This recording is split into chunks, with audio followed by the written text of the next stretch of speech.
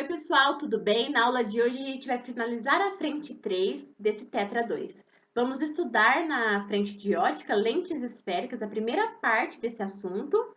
Então, nós vamos ver aí, né, a introdução às lentes esféricas, as classificações, os tipos de imagens formadas a partir da utilização de lentes convergentes e divergentes, e em relação também à posição que o objeto é colocado. E vamos finalizar com o estudo analítico, né, pensando aí na equação de Gauss para as lentes. Vamos lá?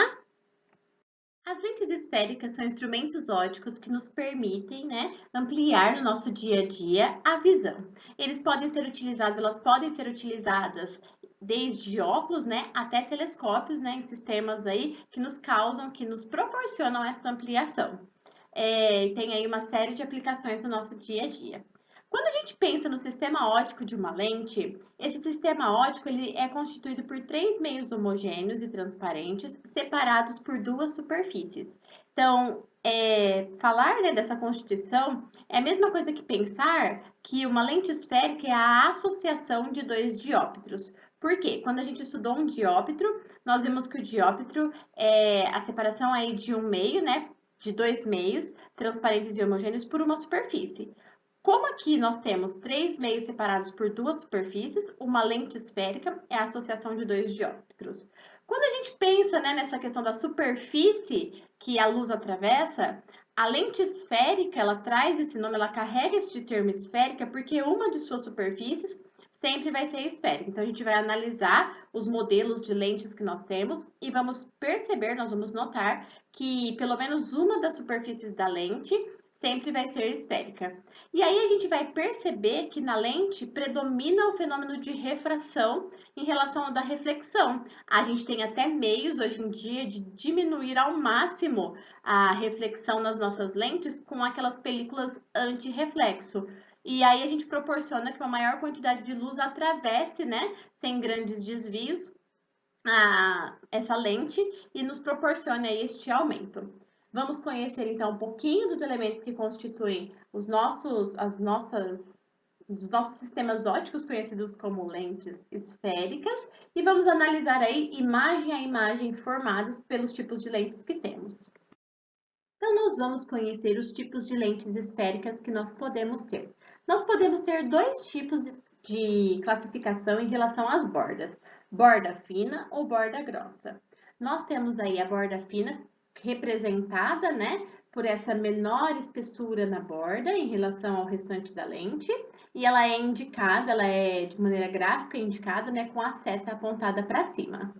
E borda grossa, né, que as extremidades serão mais grossas do que o restante da lente, que é representada com a setinha para baixo.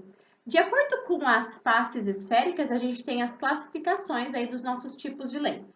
Nós temos a lente biconvexa, onde as duas faces são convexas, a plano convexa, onde uma face é plana e a outra é convexa, a côncavo convexa, com uma face côncava de maior curvatura, né, e uma convexa, a bicôncava, onde as duas faces são côncavas, a plano côncava, com uma face plana e a outra face côncava, e a convexo côncava, onde a gente tem aí a parte convexa de maior curvatura e a outra parte, a parte côncava. Notem que todos os tipos de lentes que nós estamos analisando aqui, independente de ter a borda fina ou a borda espessa, né, ou grossa, elas têm uma de suas faces esférica, né? Por isso que nós chamamos esses instrumentos ópticos de lentes esféricas.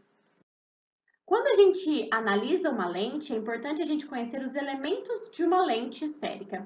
Nós temos aí, né, três meios que dão origem, né, a esse esquema que é a lente esférica. Nós temos aí o meio externo, que a gente vai ter um índice de refração, o meio da lente, né, e passando aí, né, para o outro meio, que geralmente temos o meio antes da lente e o meio após a lente como o mesmo meio, né, e geralmente o ar.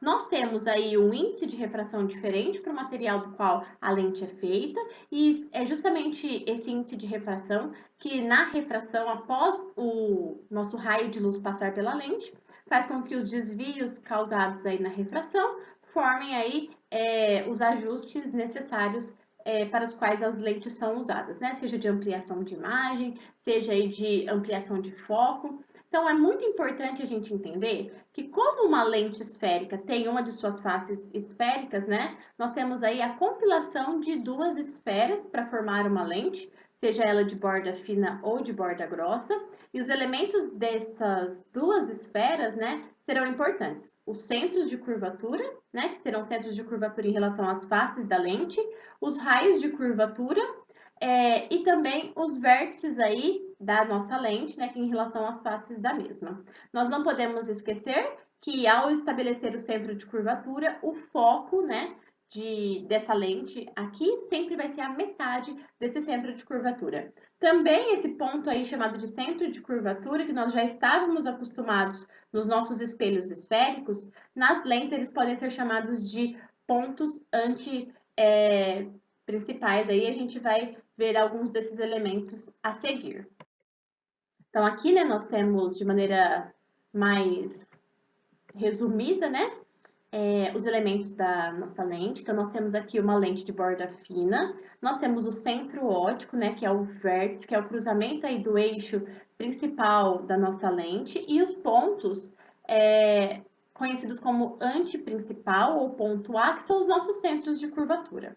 Na metade desse ponto antiprincipal ou do centro de curvatura, nós temos os focos, né, em relação às esferas que foram formadas aí para a composição dessa lente esférica.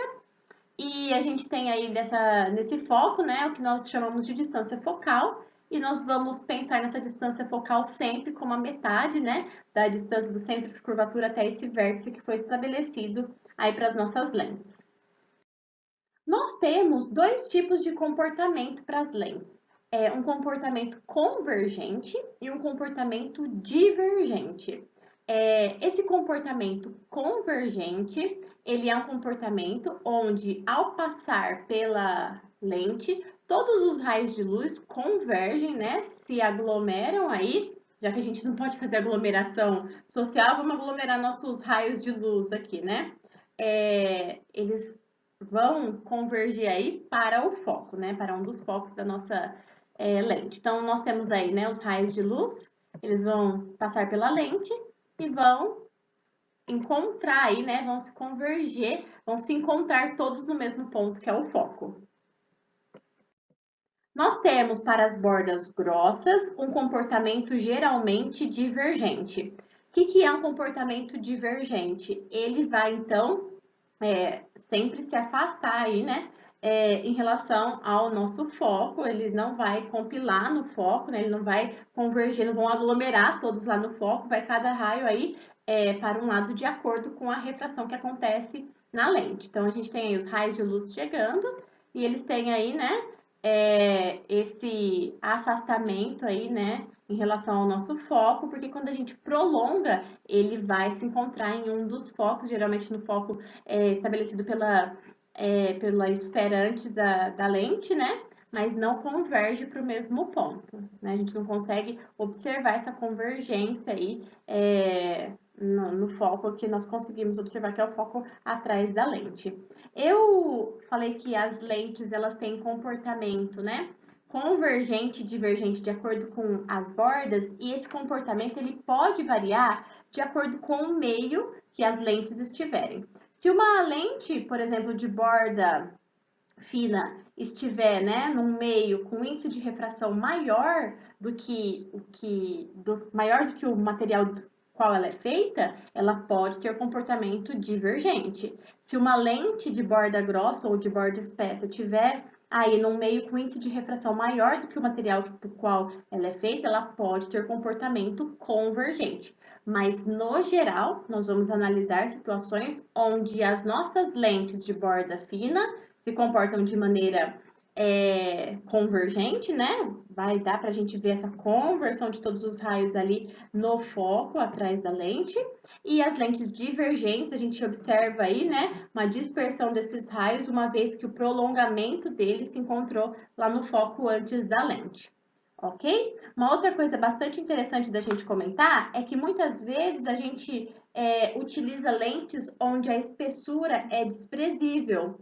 E aí, nós usamos o termo lente delgada, independente se a lente tem bordas finas ou bordas espessas e grossas, né? O termo lente delgada vai dizer que a espessura da lente é muito fina. Então, ela vai ser aí desprezível, né? A espessura dela vai ser desprezível.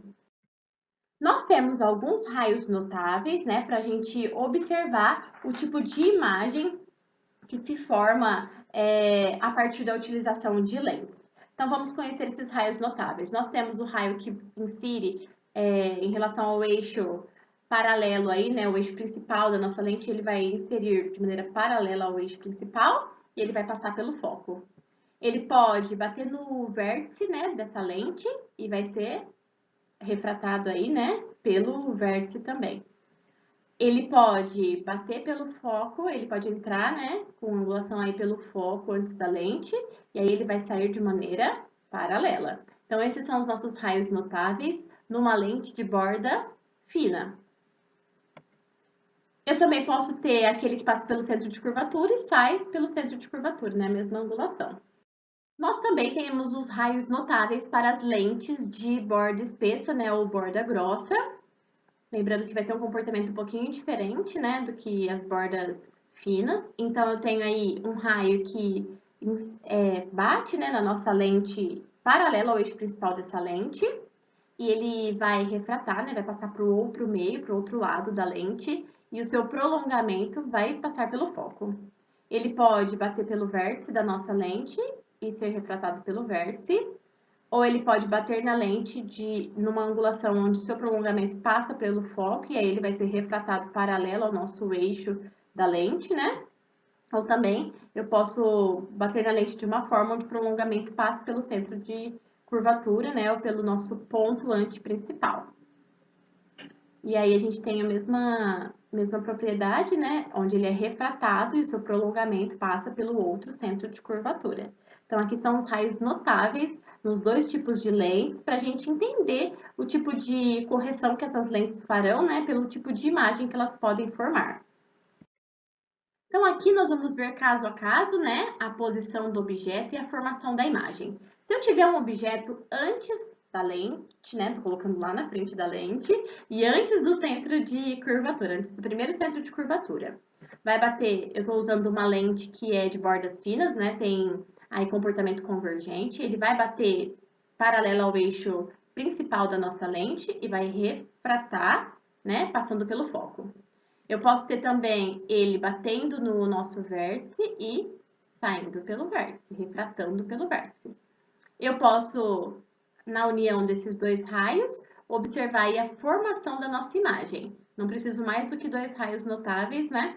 Para ter a formação de uma imagem, sempre no cruzamento desses raios que a gente tem a formação da imagem. Aqui a gente vai formar uma imagem menor, atrás da lente, né? Então, é uma imagem real e ela é invertida. Esse tipo de imagem é o princípio aí das câmeras fotográficas, e também o que acontece na nossa visão, né, a forma com que a imagem é formada no nosso globo ocular. A gente vai discutir um pouquinho da ótica relacionada à visão nos nossos próximos capítulos. No segundo caso, o objeto é colocado em cima do centro de curvatura, né, nosso primeiro centro de curvatura aqui da nossa lente, né, ou ponto antiprincipal. Nós vamos ver os raios notáveis, então, que são obtidos aí para a gente ver a imagem, ó.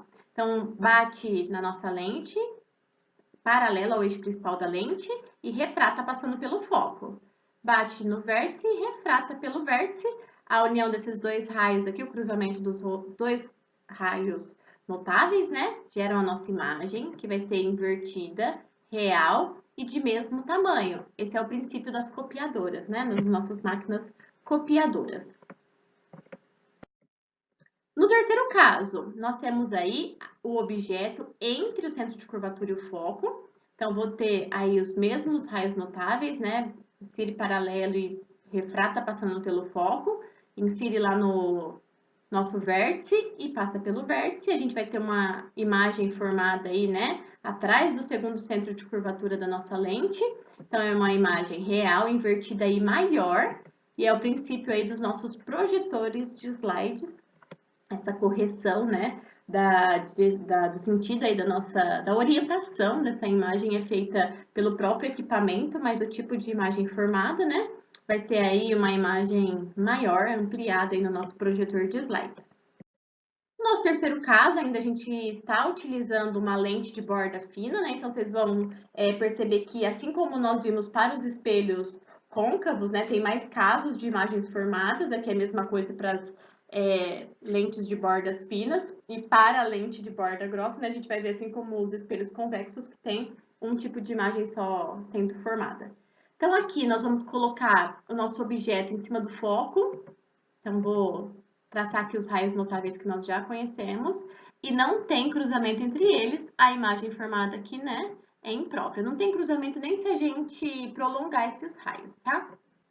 Então, não tem aqui uma imagem formada numa região onde a gente consegue ver, a gente fala que ela vai se formar no infinito, né? É uma imagem imprópria. No caso do objeto colocado após o foco, né, entre o foco e o vértice da nossa lente, nós vamos ter aí os raios notáveis já conhecidos, né? Paralelo, refratando, passando pelo foco, bate lá no vértice, refrata pelo vértice. A gente vê que normalmente eles não têm ali um cruzamento, mas o prolongamento causa um cruzamento. E eu vou ter uma imagem que é virtual, direita e maior, né? Sendo formada aí. Que é o caso da nossa lupa, né? A gente tem aí essa ampliação e eu observo essa imagem aí direita, né? Faz ela também ser virtual, ou a correção de hipermetropia, né? E presbiopia, quando nós estudarmos a ótica relacionada à nossa visão, né? A gente vai retomar essas correções.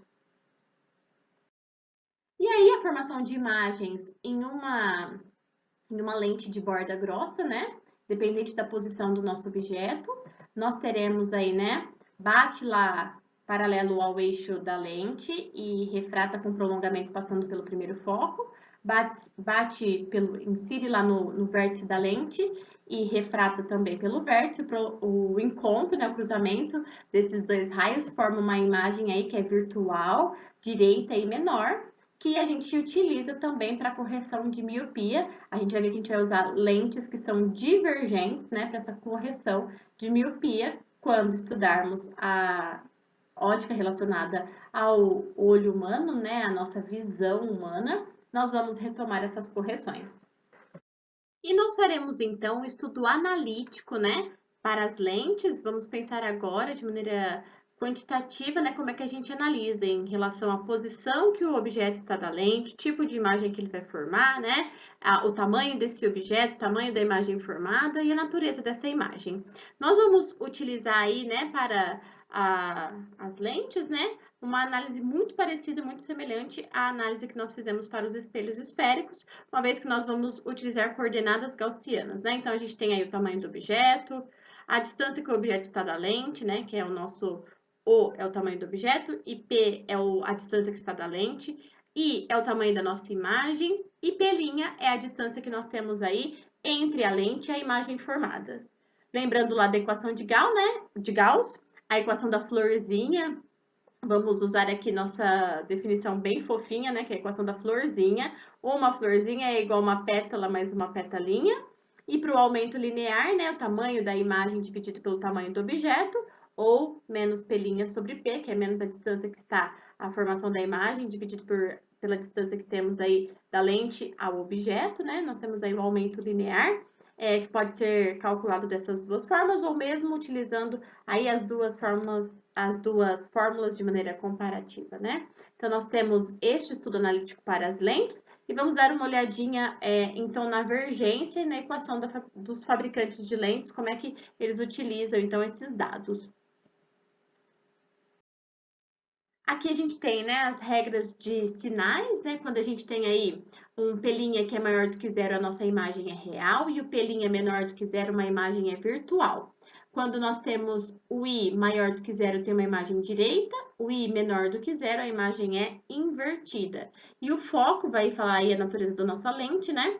Foco maior do que zero é sempre lente convergente, foco menor do que zero, lente divergente. A divergência é um dado bastante importante para as nossas lentes, né, chamado de divergência ou de convergência. Pode ser utilizada a letrinha V ou a letra D para indicar a divergência, né? É uma medida que nós temos aí da capacidade da lente em desviar a luz, né, que incide sobre ela, e é obtida pelo inverso da distância focal. Então, quando eu pego um e divido pela distância focal, eu vou ter aí um valor de divergência. Quanto maior for essa distância focal, né? Quanto maior for o nosso F aqui, menor é a nossa divergência. Isso quer dizer, então, que ela desvia, né, menos raios de luz. Esse conceito aí de divergência, né, ele é utilizado pelos fabricantes de óculos e ele também pode ser conhecido como grau, né, do nosso óculos ou da nossa lente. Nós utilizamos como medida, né, a distância focal está em metros, né, no Sistema Internacional de Medidas, então vai ser metro menos 1, que também é conhecido como dioptria. Esse termo dioptria, ele foi fixado aí por um oftalmologista francês, e aí essa relação direta com a produção de óculos, né, produziu esse termo que nós utilizamos até hoje, que é a dioptria, e cotidianamente a gente chama então essa informação de grau, é o grau do óculos. A divergência também pode ser calculada a partir dos raios, né, das faces esféricas aí da nossa lente. Quando a gente pensa aí, né, no raio de curvatura das faces, nós temos aí a possibilidade desse raio indicar, né, uma face convexa ou uma face côncava, ou se for uma face plana, a gente vai analisar então essa expressão a partir disso. Outra grandeza bastante importante para o cálculo da divergência é o índice de refração do material que a lente é feita e do meio no qual nós estamos. Então, a divergência também pode ser obtida por essa fórmula, ó, o índice de refração da lente dividido pelo índice de refração do meio menos 1, vezes aí a somatória do inverso dos raios de curvatura, né? Sendo positivo esse raio se a face for convexa e negativo se a face for côncava. Se a face for plana, a gente considera aí o raio de curvatura, né, de uma superfície plana é tão grande que ele é considerado infinito, então a divisão, né, de 1 por esse raio daria muito próximo de zero, então a gente tira o termo, né, a expressão fica simplificada com apenas 1 dividido por 1 dos raios de curvatura aí quando a face é esférica. Então essa é a nossa equação, chamada de equação dos fabricantes de lentes, e ela é muito importante quando eles vão analisar o tipo de correção que precisa ser feita, né? Determinante aí para eles produzirem a lente ideal para a correção que o olho precisa. Nós vamos estudar, né, no livro 3, as anomalias relacionadas aí à visão e quais as correções que nós faremos, né, em relação à ótica da visão.